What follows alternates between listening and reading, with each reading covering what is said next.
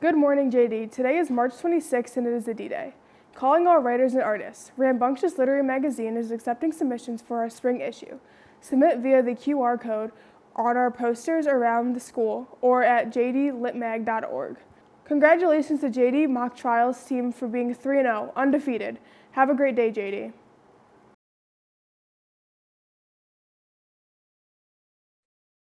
I pledge allegiance to the flag of the United States of America and to the republic for which it stands, one nation, under God, indivisible, with liberty and justice for all.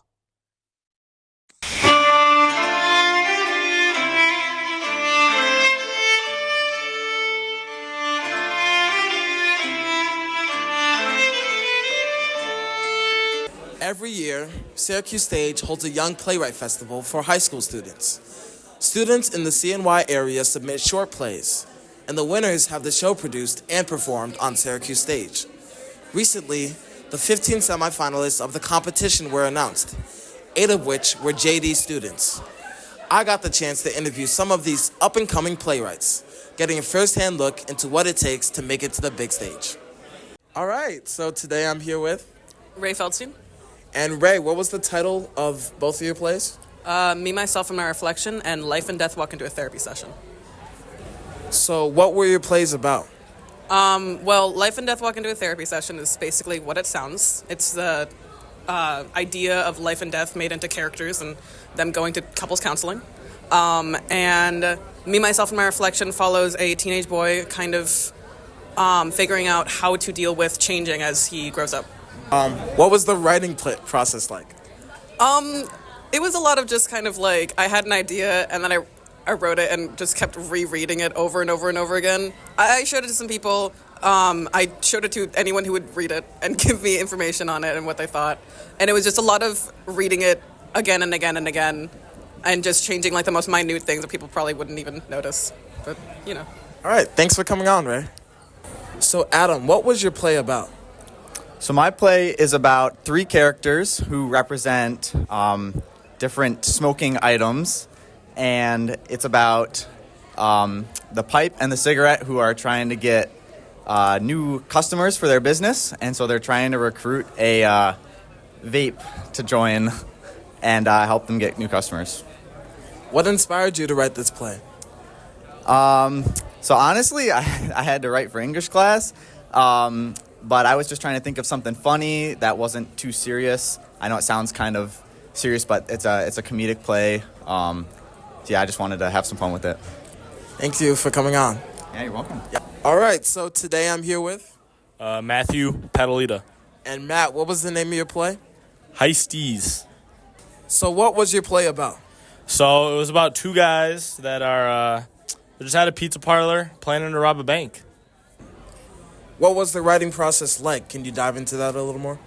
Yeah, so for me, it was only a 10-minute play that we're assigned to do. And I was thinking far too large scale with my initial drafts, like doing an actual bank robbery. And then when I was kind of critiquing, what I might want to do, I realized that you can really focus on the dynamics of characters if you focus on something really small, like the planning of the robbery versus the actual robbery. See what I'm saying? And then the ball was really rolling from there, absolutely. Last question. How was the workshop? The workshop was phenomenal. The experience you gain from that's really multifaceted.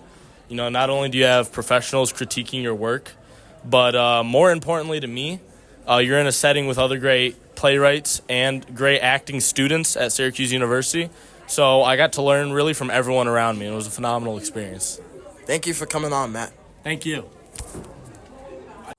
All right, so today I'm here with Logan Opedisano. And Logan, what was the name of your play? My play was called Ground Fries. All right. What inspired you to write this play? I was inspired by Mr. Phillips and my brother Max because he also made it to the finals of the Young Playwright Festival, and Mr. Phillips had us do an assignment on it. What was the writing process like? The writing process was pretty simple. I just typed it all out in play format and then just looked over it, made sure I liked everything. Yeah. Thank you for coming on, Logan. Of course. I wanted to do it because most of the students have never done it.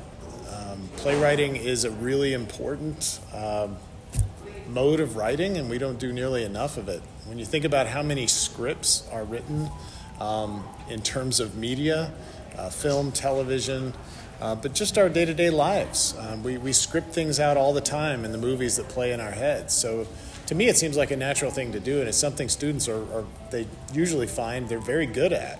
That's a great question. I believe it is at the end of April, not August. We wouldn't be here, but I think it's April 30th maybe, but certainly you could confirm that. And it's free, and it's open to the public, and there's a reception following the show, and there's free food. So it's really nice. So come out and support your friends. We have 25 JD students this year who are being recognized either as quarterfinalists, semifinalists, or the finalists who have their plays produced on the stage. I think that's the most we've ever had. So yeah, come on out, see what it's all about. It'll be a good night.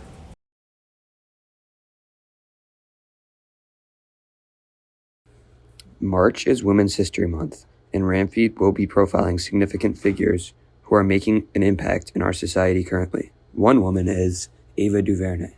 Ava DuVernay is an amazing filmmaker and director. She has made a significant impact in the film industry with her thought-provoking and socially conscious work. One of her notable films is Selma, which tells the powerful story of the civil rights movement led by Dr. Martin Luther King Jr.